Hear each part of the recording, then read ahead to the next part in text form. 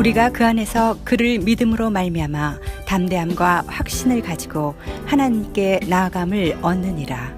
그러므로 너희에게 구하노니 너희를 위한 나의 여러 환난에 대하여 낙심하지 말라. 이는 너희의 영광이니라. 여러분 한 주간 동안 어떻게 지나셨습니까? 요즘 뭐 여건이 여의치 못해서 또 바쁘시고 사실은 그 뭐 휴가라는 게 사치스러운 것인데요. 저는 감히 한 주간이나 쉬고 왔습니다. 죄송합니다. 여러분 그 휴가 가면 금강산도 식후경이라고 이 먹는 걸 떠나가지고는 생각할 수가 없더라고요. 돌았으면 또 먹어야 되고, 그러니까 미리 뭐 집사람이 밑반찬이니 뭐니 다 챙겨가지고 그렇게 실어가지고 가서 뭐 차에서도 먹고 숙소에서도 먹고 그리고 뭐 컵라면도 먹고 이 햄버거도 사 먹고 뭐 이 김을 가져서 그 김밥도 말아 먹고 이러면서 그렇게 먹다가 다 온 것 같아요. 근데 한 번은 생선 매운탕을 이렇게 식당에 가서 먹게 되었어요. 근데 생선 매운탕을 먹는데 제가 먹다가 울컥한 거예요. 돌아가신 아버님이 생선 매운탕을 너무 좋아하셨거든요. 그래갖고 제가 말문을 잇지 못하고, 여러분 1년도 안 됐으니까 이해를 하십시오. 제가 말문을 잇지 못하고 이렇게 있으니까 애들이 오빠 왜 그래? 그러다가 사실은 할아버님이 이 매운탕 좋아하셨는데 이 생선 이게 머리 이 뼈 이런 거 발라 드시는 거 얼마나 좋아하셨는데, 내가 이러면서 얘기를 했더니 걔들도 막 또 울고 그래가지고 뭐 그냥 화장실 갔다 오고 쿡쿡거리고 이러면서 분위기가 그렇게 된 그런 일이 이제 있었어요. 다시 이제 휴가 얘기로 돌아가면, 이제 휴가를 가니까 이제 오랜만에 만나서 이렇게 그동안 아버지가 뭐 좀 부재했잖아요. 주말마다 아버지가 없어지니까. 그래서 이제 아버지를 돌려주면서 또 이렇게 뭐 호수에 가서 뭐 돌도 던져보고 뭐 그리고 또 산에 가서 눈이 아직도 남아 있는 걸 보고, 그리고 가까이서 동물들을 이렇게 막 직접 보기도 하고 뭐 이러면서 아주 좋은 시간을 보내다 돌아왔어요. 제가 여기까지 지금 말씀을 드렸거든요. 무슨 얘기냐면, 휴가 얘기를 하다가 중간에 뭐 먹는 얘기를 하면서 울컥했다가 다시 원래대로 휴가 얘기로 돌아왔죠, 제가. 그렇죠? 오늘 에베소서 그 구조가 그렇게 돼 있어요. 에베소서 3장 1절과 14절을 보시면 여기 잘 보세요.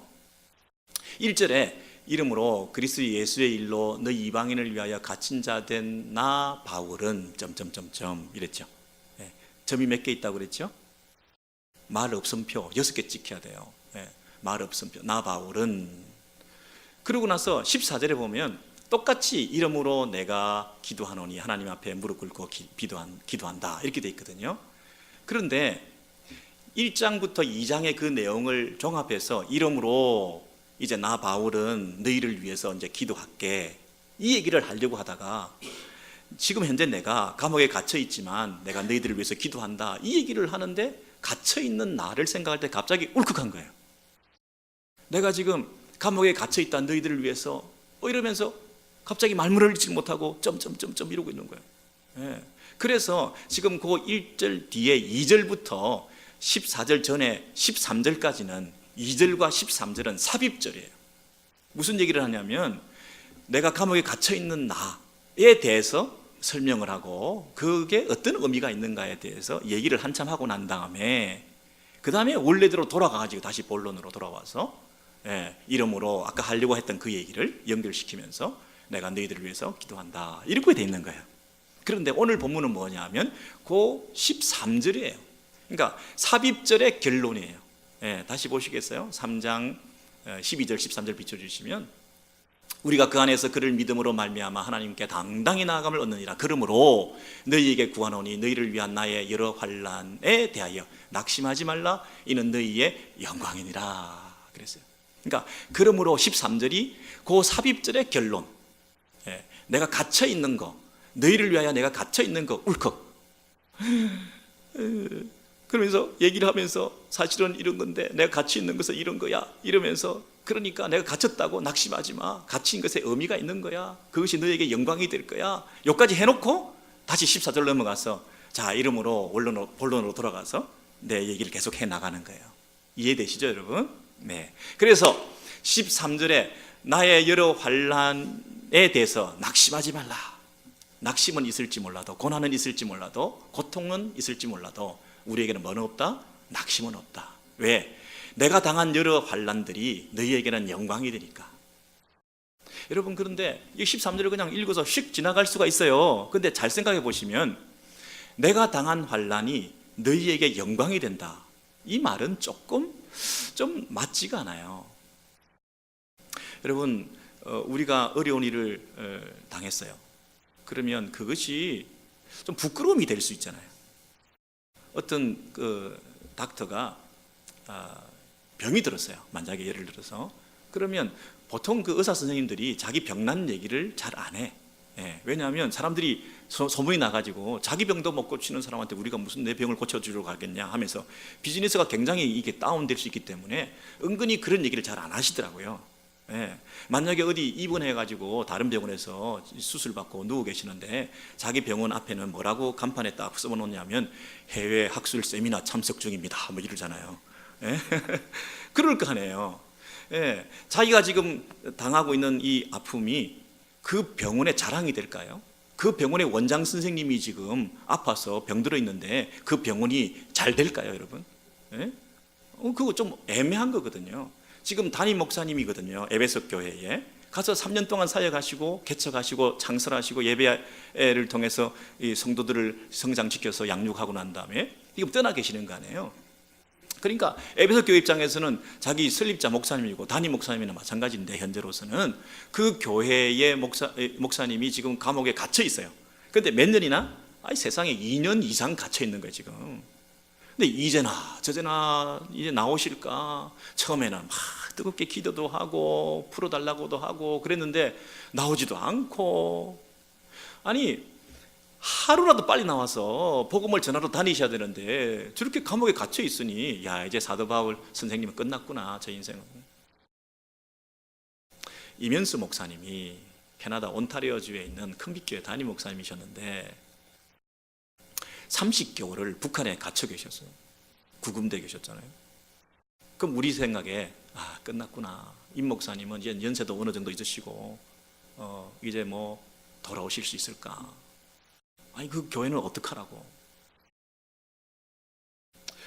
여러분, 그 교회가 30개월이 지났는데도 여전히 기도하고 목사님을 기다리고 오히려 경성에서 깨어 있으면서 든든히 교회가 세워지고, 물론 이제 젊은 목사님 3대 목사님을 세우시긴 했습니다만은 그 교회가 여러분 1대 목사님이 박재훈 목사님이신 거 아시죠? 찬송가 많이 잡고 가신, 그죠? 예.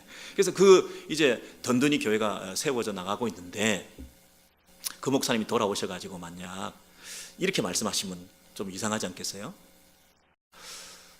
내가 갇힌 것이 당신들에게 영광이 됐어. 뭐 이렇게는 말씀하실 수 있어요. 정말 내가 없는 동안에 기도 많이 해주시고 참 어떤 면에서는 송구합니다. 부득해서 이런 일이 생겼습니다. 참 많이 배를 끼치고 기도해 주신 거 감사합니다. 뭐 요 정도. 아니 한 걸음 더 나아가가지고 제가 없는 동안에 여러분이 기도 많이 하게 되셨으니까, 그리고 내가 없는 동안에 영적 긴장하고 하나가 되었으니까 교회가 나름대로 유익이 좀 있었겠습니다. 제가 갇힌 것이 여러분에게 유익이 됐습니다. 이 정도까지는 할 수 있을지 모르겠어요, 그죠? 그런데 내가 갇힌 것이 너희에게 영광이다, 이거는 좀 이상하죠. 내가 갇힌 것이 너희 교회의 복이다, 내가 갇힌 것이 너희 교회의 자랑이다, 축복이다, 이렇게 말하는 것은 조금 너무 심한 얘기 아니겠어요? 병원의 원장 선생님이 지금 입원해서 계시는데 그 교회의 그 병원의 자랑이 되겠어요? 그건 아니잖아요. 여러분, 어떤 면에서 그냥 넘어가기 쉽지만 나의 여러 환난이 너희에게 영광이다, 이렇게 말하게 된 이유가 뭘까요? 우리 교회 수치다, 우리 교회 부끄러움이다, 우리 교회의 어떤 그 쉬쉬하고 감추고 싶은 어떤 그 공공연한 비밀이다, 뭐 이렇게 돼야 될 가능성이 많잖아요. 그 큰빛교회에서 담임 목사님이 지금 안 계시고 북한에 억류되어 있고 한번 기자회견에 나오셔가지고 좀 연약한 모습 보이시고 이러면서 참 어떡하지? 이제 그분의 메시지가 파워풀할까요? 그분을 쓰시는 하나님이 무력한 분 아닌가요? 아니, 하나님이 무능력하시지 어떻게 당신의 종을 보내놓고 감옥에나 쳐넣으면서 당신이 일은 안 하고 있으니 하나님 뭐 하시는 거예요? 네? 이런 식의 사도권을 의심하고 하나님에 대한 신앙을 떨어뜨려지게 되는 이런 낙심하는 상황이 얼마나 많이 발생했겠습니까? 여러분이 에베소 교회, 우리 교회 에베소 교회 상황이라도, 여러분이 큰빛교회 상황이 되었다면 여러분 한 2년 정도야 어떻게 버텼겠지만 그것이 장기화되면 어떻게 되겠어요? 하나님이 뭐 능력 없다, 좀 이상하다, 쉬쉬쉬 하면서 그러지 않았겠냐고요. 근데 그런 교회를 향해서 나의 갇혀있는 것, 이게 장기 투옥이 내가 오랫동안 못 나가고 있는 이게 너희들에게 영광인 거야, 이렇게 얘기를 하는 거예요. 제가 질문을 거꾸로 드릴게요. 사도 바울이 어떻게 하면 금방 석방될 수 있었을까요? 장기 투옥 중인데 즉각 석방하는 길은 뭘까요? 장기 투옥되는 게 너의 영광이다, 이 얘기는 뭔가 깊은 내용이 있는 거야. 울컥할 정도로. 사람들은 오랫동안 감옥에 갇혀 있는 것에 대해서 조롱도 하고 오해도 하고 그러고 있는데 그 부분에 대해서 설명하고 싶은 그 부분이 있을 때 감정이 팍 받쳐서 울컥한 거예요. 말문을 잇지 못하고 그 얘기를 하는 거죠. 여러분, 에베소 교회가 이방인들의 교회 아닙니까? 초대교회의 가장 핫 이슈는 뭐였죠, 여러분? 유대인 신자들, 유대인들인데 예수를 믿어서 신자가 된 사람들과 그리고 이방인들인데 예수를 믿어서 신자가 되었다고 교회에 들어온 사람들 사이에 첨예하게 대립되는 초대교회의 이 갈등 이슈가 뭐였을까요? 유대인들 입장에서는, 유대인 신자들 입장에서는 자기들이 하나님의 백성이에요. 근데 예수를 믿어서 하나님의 백성이 되었다고 얘기를 하는 거예요. 그죠? 근데 그분들은 자기가 원래 하나님의 백성이었는데 하나님의 백성에 대한 징표는 율법을 지키고 할례를 행하는 것이었어요. 그러니 지금 막 이방인들이 예수 믿고 하나님의 백성 되었다고 교회에 들어오는데 하나님의 징표를 그들도 보여줘야 될 거 아니에요. 율법을 지키고 할례를 행하는 일들을 그들에게도 하게 해야 진정한 하나님의 백성이 되는 거지. 어떻게 이방인들이 예수만 믿었다고 하나님의 백성이 금방 될 수가 있어요? 그건 말이 안 되죠. 자기들이 생각할 때. 성전에 이방인의 뜰이라고 있지 않습니까? 예. 이방인의 뜰이 있어요. 여기까지만 이방인들 들어온다. 구약시대에 성전에 이방인의 뜰이 이렇게 있어요. 그러면 여러분, 자녀의 떡을 먹는, 그 떡에서 떨어지는 부스러기를 개들이 먹는, 그러니까 이방인들이 개거든요. 너희들은 부스러기라도 먹을 수 있다 하는 그 정도의 은혜를 덧입을 수 있을지는 모르지만 메인은 이니셔티브를 쥐고 있는 것은 유대인들이 돼야죠. 유대인들이 원래 하나님의 백성이었고 하나님 앞에 나아가는 이 주류죠. 그런데 그거를 지금 담대히 당당히 이방인들도 나아갈 수 있다 이렇게 얘기를 하니 이거는 말이 안 되는 거죠. 그냥 너희들이 우리한테 편입돼 가지고 너희들도 같이 이렇게 나아갈 수 있는 어떤 방법이 간접적으로 있을지는 모르지만 어떻게 너희가 앞장서서 먼저 된 사람이 나중되고 나중된 사람이 먼저 되는 식으로 너희들이 그렇게 앞장서서 그렇게 주도적으로 교회에 프런트 라인에 써가지고 이 교회 주인 행세를 할 수가 있냐?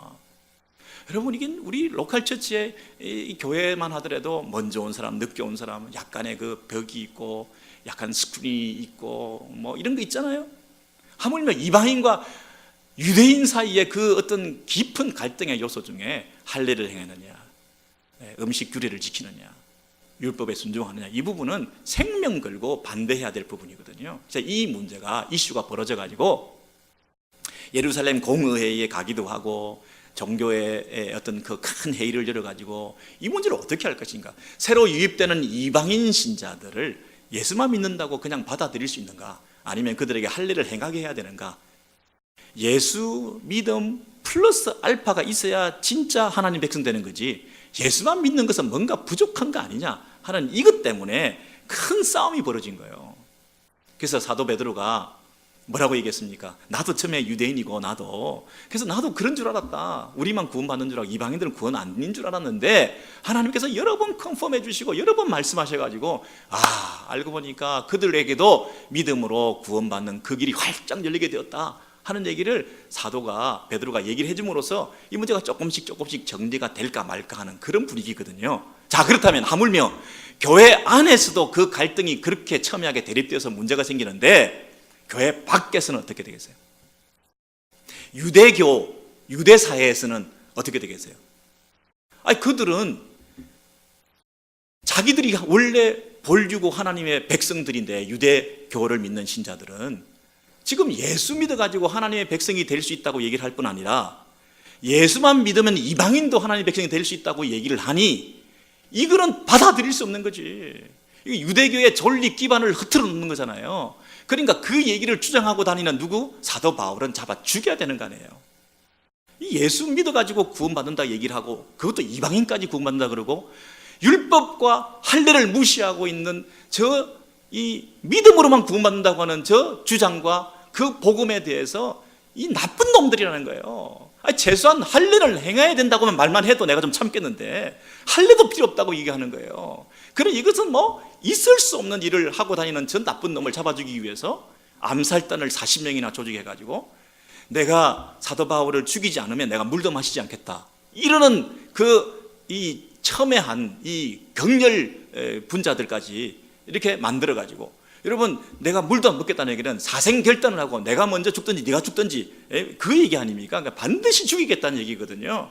그 살해의 위협을 당해서 사도 바울이 어디까지 쫓겨왔나요? 로마까지. 그들의 공격과 소송 때문에 어디까지 지금 오게 됐나요? 로마의 법정까지. 황제의 이 재판을 받기 위해서 여기까지 와 있는 거 아니에요? 자, 그렇다면 사도 바울이 로마에서 감옥에 갇혀 있는데 즉각 석방될 수 있는 길이 뭐예요? 유대인이 구원 없다 한마디면 되는 거죠. 이방인이 구원 없다 한마디면 되는 거죠. 유대인만 구원받는다. 그리고 이방인들이 구원을 받으려면 할례를 행해야 된다. 그 한마디만 하면 되는 거예요. 근데 여러분, 그 한마디를 안 하고 석방되지 않고 있는 거죠. 아니, 로마 정부 입장에서는 이 골치 아픈 재판, 이 죄도 없어 보이는 이 로마 시민권 가지고 있는 이 사도 바울에 대해서 만약에 유대인들이 고소를 취하하면 이 재판이 무효되고 강장 석방해 주게 되는 거 아니겠어요? 그럼 얼마나 골치 아픈 문제가 해결되겠어요? 그렇게 되기를 얼마나 원하겠냐고요. 그래서 이 사도 바울이 한마디만 하면 돼. 이방인은 구원 없다. 이방인이 구원 받으려면 예수만 믿어갖고 안 된다. 할례 행해야지. 한마디만 하면 돼. 근데 지금 사도 바울이 안 하고 있는 거예요. 안 하고 있기 때문에 석방이 안 되는 거예요. 계속해서 장기적으로 투옥되고 있다는 것은 이방인 교회의 복이지. 오직 믿음으로 구원받는 그 길만을 제시하고 있잖아요. 예수, 오직 그 은혜로 말미암아, 믿음으로 말미암아 구원받는 오직 유일한 길 하나만 선명하게 복음을 사수하기 위해서 지금 이 사도 바울이 감옥에 계속 장기적으로 투옥되고 있는 거잖아요. 그러니 이방인들에게 복이죠. 이방인들에게 영광이죠. 에베소 교회가 존립할 수 있는 근거가 되는 거죠. 할례를 행하고 율법을 행하고, 여러분, 그것이 더해져야 된다고 한다면, 행위가 더해지고 믿음만 가지고 안 된다고 얘기하면 복음이 퇴색되고 복음의 유일성과 하나님의 은혜의 그 놀라운 축복들을 우리가 부인하면서 어떻게 이방인들이 교회에 들어올 수 있겠어요? 이방인들은 교회 못 들어오죠. 들어와서도 행세를 못하죠. 들어와서도 담대히 나아가지 못하죠. 이방인들이 들어와서도 쭈삣쭈삣거리면서 이등신자로서 구실할 수밖에 없죠. 너희가 그를 믿음으로 말미암아 당당함을 가지고 담대히 나아갈 수 있다. 그게 12절이잖아요. 나아갈 수 있다. 하나님 앞에 담대히 나아갈 수 있다. 이방인들도. 그리고 13절이 뭐예요? 그러므로 내가 지금 오래 갇혀있는 게 너희에게 복이야. 내가 갇혀있는 것이, 석방되지 않는 것이 너희의 부끄러움이 아니라 너희들의 자랑이야. 내가 갇혀있는 것이, 여러 환난을 당하고 있는 것이 너희들에게 영광이야. 에베소 교회의 근거가 되는 것이고, 이방인들이 구원받을 수 있는 길을 열어주는 유일한, 오직 믿음으로 그 주장을 사도 바울이 끝까지 사수하고 있는 거죠. 무능력에서 감옥에 계속 있는 거 아니죠. 이게 하나님의 섭리죠. 하나님의 무한하신 지혜 가운데 이 한 사람이 감옥에 갇혀서 그 믿음을 지키고 그 복음을 사수할 때에 그 선명한 복음이 그 초대교회 상황에서 아주 델리케이트하고 미묘한 상황 속에서 잘못하면 변질될 수 있는, 복음이 퇴색될 수 있는 은혜의 유일성을, 복음의 이 확립을 제대로 못할 수 있는, 처음에 제대로 못되면 나중에는 행위 구원으로 빠질 수도 있고 예수만 믿어서 안 되고 다른 것도 더 해야 된다고 하는 이런 잡동사니 복음이 될 뻔했는데, 하나님께서 이 사도 바울의 투옥을 계속되게 하시는 섭리 가운데 이방인을 향한 복음의 문이 오직 믿음으로 구원받는 그 길이 활짝 열리게 된 거죠. 여러분, 이 복음을 우리가 받아들였기 때문에, 사도 바울이 오래 투옥되었기 때문에, 그 복음을 사수했기 때문에 이방인들인 저와 여러분이 지금 오직 믿음으로 구원받는 이 교회에 속하게 된 거 아니겠습니까? 이것이 우리 에베소 교회뿐 아니라 오렌지힐 교회의 영광인 줄 믿으시기 바랍니다. 얼마나 감사한지요. 여러분, 근데 사도 바울이 이건 누구한테 배웠을까요? 한 사람이 고통을 당함으로 여러 사람들을 영광스럽게 한다, 이 개념을 누구한테 배웠을까요? 예수 그리스도 한 분이 쉽게 석방되고 쉽게 자유를 얻을 수 있지만, 그러나 끝까지 죽음의 길을 걸어가심으로 스스로 자기를 비우시고 십자가의 형틀에 구금되시고, 그래서 그 십자가를 통해서 고난의 십자가가, 환난의 십자가가 영광의 십자가가 되어서 문 영혼들을, 온 인류를 살리는, 우리에게 영광이 되는 영광의 십자가가 되게 하신 예수 그리스도의 그 십자가, 그 십자가 정신, 내가 환난을 당하지만 너희들에게는 영광이 된다, 내가 슬픔을 당하지만 너희들에게는 기쁨이 된다, 내가 찔렸지만 너희들은 회복된다, 내가 질병을 당하고 문제를 짊어지고 내가 고통을 당하고 있지만 모르지만 너희에게는 참 자유가 주어진다. 이 십자가 정신, 여러분, 저와 여러분이 이 작은 십자가를 짊어지고 사도 바울처럼 우리가 하고 싶은 대로 다 하는 게 아니라 내 자유를 제한하고 내가 쉽게 사는 길을 모색하지 아니하고 복음을 사수하기 위해서, 하나님의 뜻을 순종하기 위해서 믿음을 지키는 그 삶을 내가 고난을 자처하고 나아갈 때에 그 일을 통해서 문정원들이 살아나는 것이죠. 이게 이 삶의 방식이라는 겁니다. 이게 기독교의 정신이라는 겁니다. 이게 십자가의 정신으로 사는 삶의 의미라는 것입니다.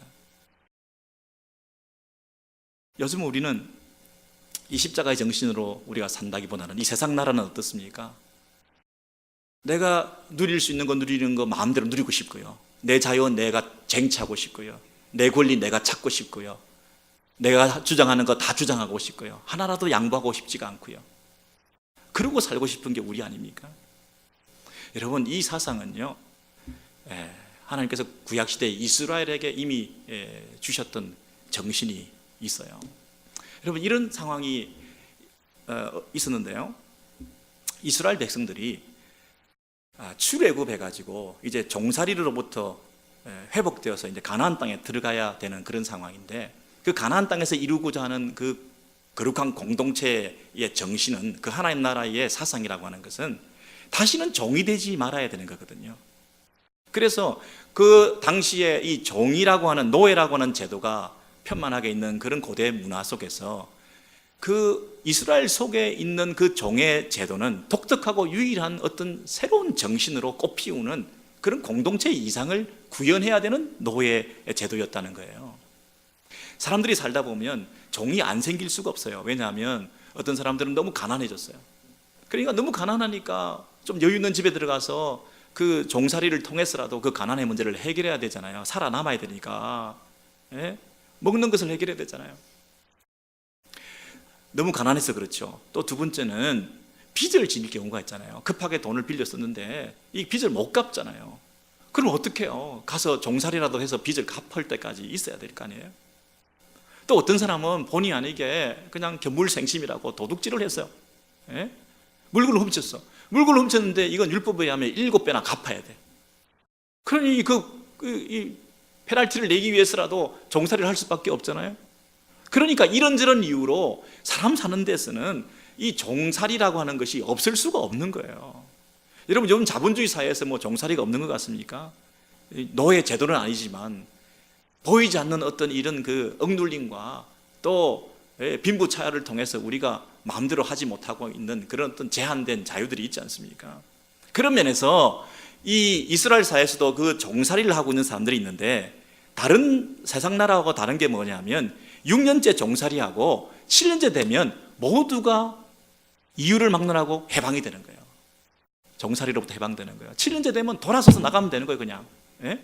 그런데 여러분, 이 종이라고 하는 것은 그 당시는 뭡니까? 자산이거든요. 이거는 뭐 내 돈이나 마찬가지잖아요. 동산, 부동산이나 마찬가지잖아요. 근데 7년째 그 종을 다 풀어준다? 그러면 돈을 말이죠, 막 세상에 뿌리는 거나 마찬가지잖아요. 그 정도로 다른 나라하고는 있을 수 없는 원리로 이 이스라엘 공동체는 세워져 나가야 된다는 거예요.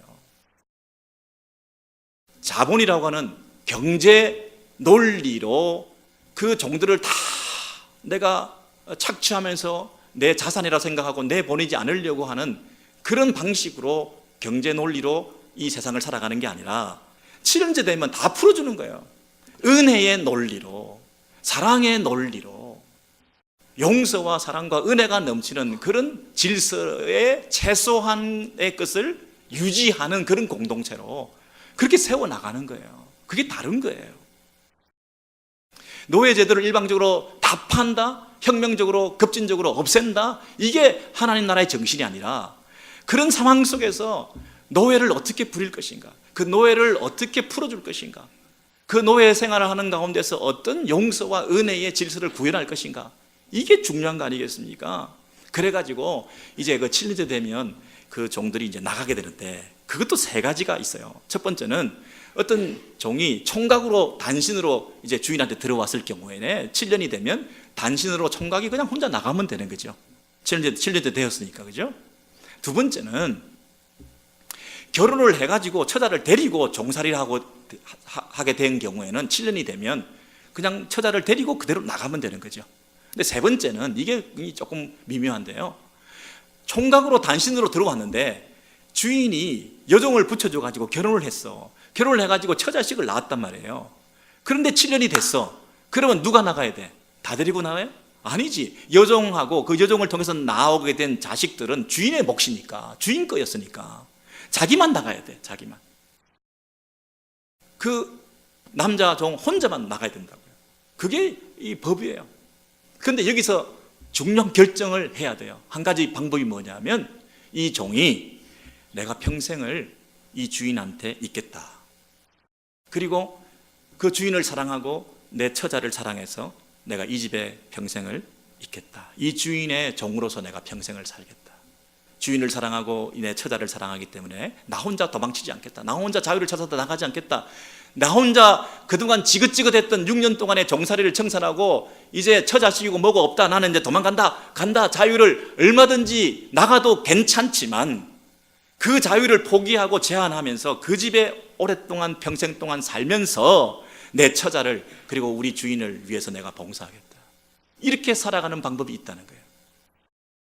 여러분, 그것이 뭐냐면 이 출애굽기 21장을 한번 확인해 보시면, 만일 상전이 그에게 아내를 주어 종살이하는 동안에 그의 아내가 자식을 낳았으면 그 아내와 그 자식들은 상전에게 속할 것이고, 주인의 몫이니까요, 돌려줘야죠. 그런 단신으로 나갈 것이요, 네, 이게 정상인데, 그러나 종이 분명히 뭐라고 얘기하냐면 확실히 말하기를, 내가 상전과 내 처자를 사랑하니, 내가 주인과 내 처자를 사랑하기 때문에 내가 자유인이 되지 않겠노라. 그러면서 뭐라고 결정하죠? 정신토록 그 상전을 섬기겠다.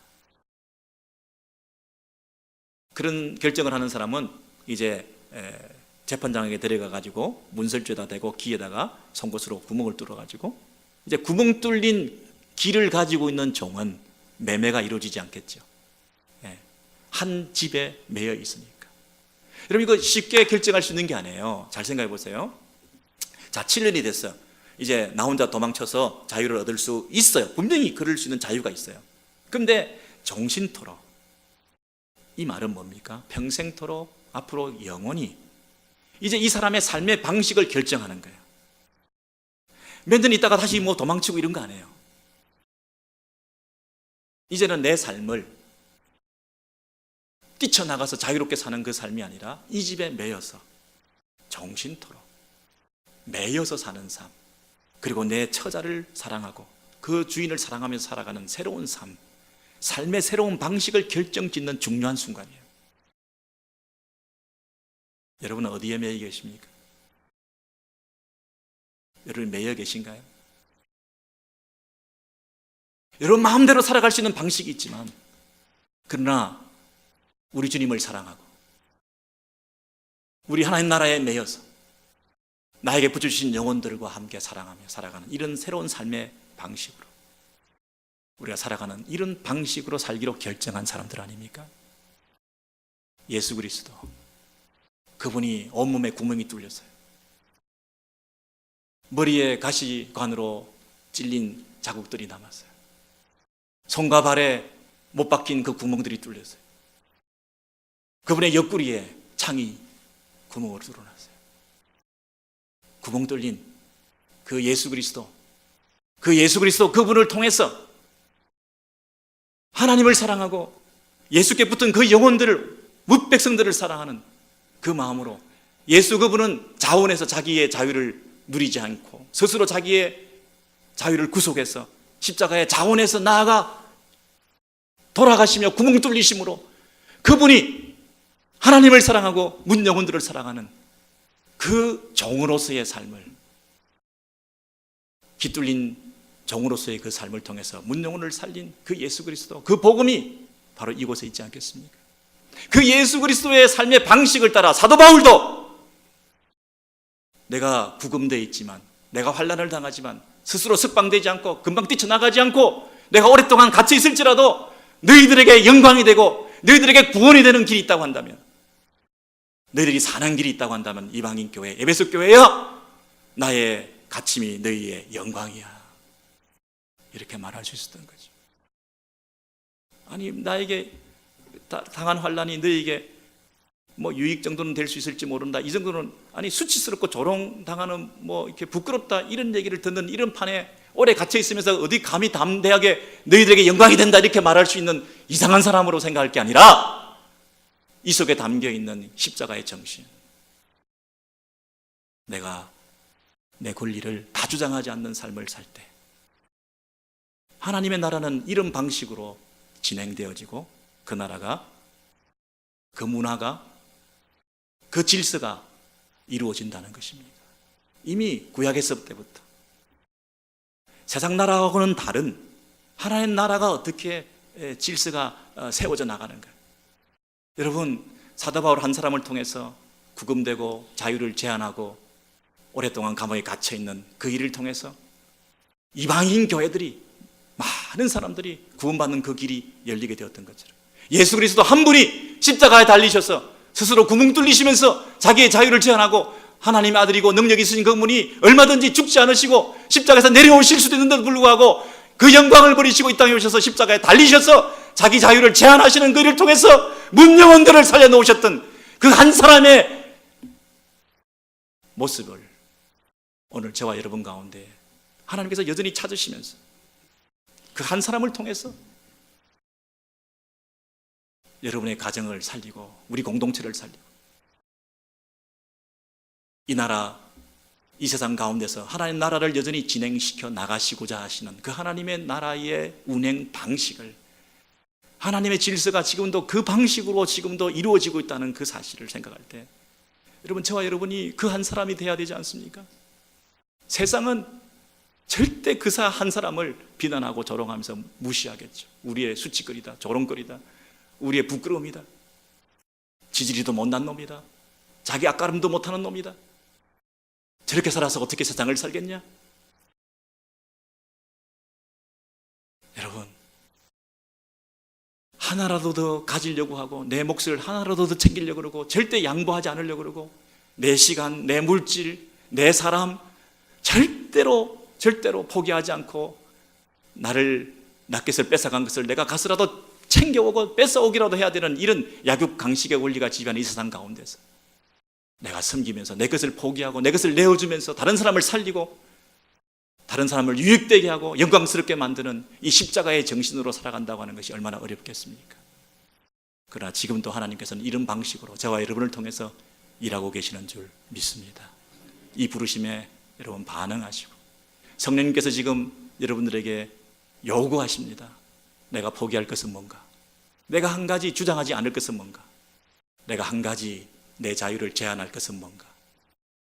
그 성령님의 음성에 여러분 겸손히 반응하시기를 바랍니다.